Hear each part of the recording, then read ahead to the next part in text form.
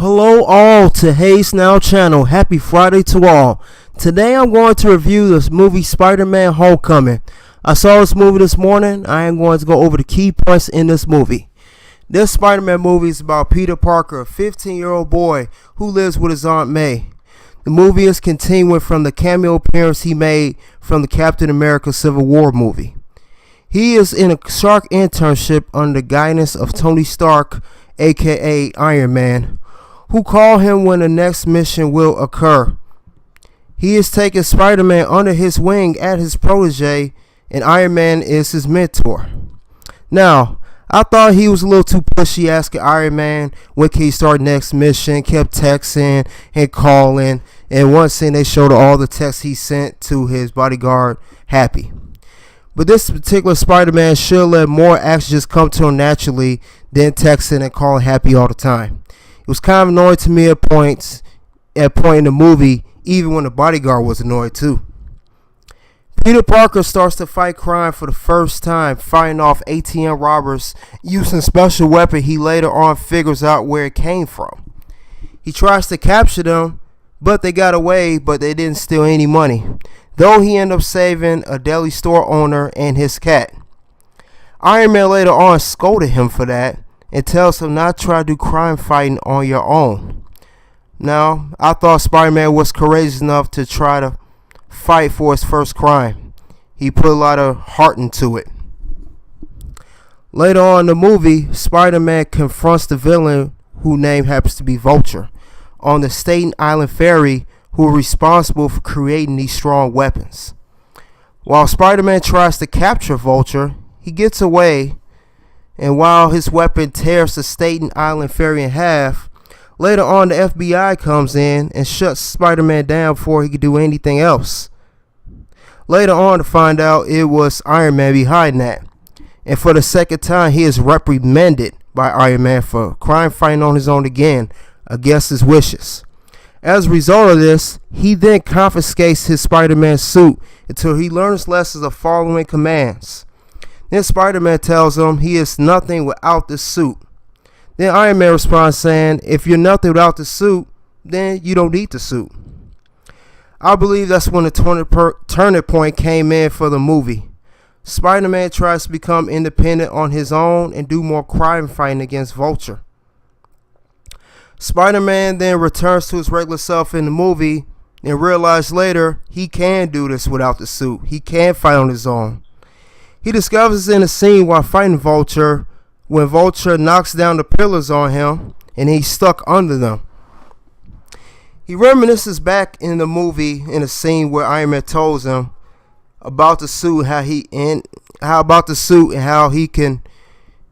suit doesn't make the man, basically the man makes the suit. He overcomes the pillars and then he moves them without the suit. Vulture later on is then consumed because the bomb he was standing on, he falls off of it, then later on is captured and goes to jail. My thoughts on this movie were, I will have some good points and also some bad points. But we're going to get to the good points first. The good points are, they tried to make Spider-Man movie from exactly when he was young, instead of previous movies when he looked a little older. And the reason I'm saying this because the actor that played him, whose name has to be Tom Holland, he's more of a newcomer, I never heard him before. He looked the part of a young adolescent Spider-Man. Now I thought Iron Man in this movie, it wasn't all about Iron Man. The main focus in the movie was about Spider-Man, even though Iron Man is his mentor. He didn't make it all about him. Iron Man was more in the movie of a father figure than a mentor to Spider-Man, since Spider-Man, didn't grow up with no male figure, a positive male role model in his life. And he's guiding him to become a strong superhero. Spider-Man also lets Peter Parker play a superhero role, but also I like he maintains being a teenager. That's the points I like in that movie. Now I'm going to get to the bad points. I personally believe there could have been more action in this film. The action scenes that they did have, it was very little interaction and did not last very long. Spider-Man takes a beating throughout the whole film. I mean, he's just like down for the count the whole time. Spider-Man identity is revealed through some of the characters I noticed in the movie too. His friend Ned, his aunt, and Vulture all knew he was Spider-Man. In the original, hardly anyone knew his identity at first that quickly. Another thing I didn't like too, Spider-Man, the suit that was provided by Iron Man, it was more built as if it was for a Iron Man instead of a Superman. It had the robot inside of it and everything. So I didn't like that part. It should have been more of an original Spider-Man suit. And also the homemade suit that Spider-Man did wear, it looked very cheap and it wasn't authentic like it should have been. I thought this movie at points were trying to do different things, but I also thought the storyline was very cheesy. Spider-Man's a good kid trying to do what's right for civilians in the city. His friend Ned was annoying throughout the movie. He seemed to be more like a lackey than a sidekick, so to speak. Vulture, I believe, was not a dominating villain like I thought he would be. Maybe because Michael Keaton is not good at playing the villain roles. He's more of a hero. But it seemed like at some points Vulture and Spider-Man, they weren't going at like they should have been.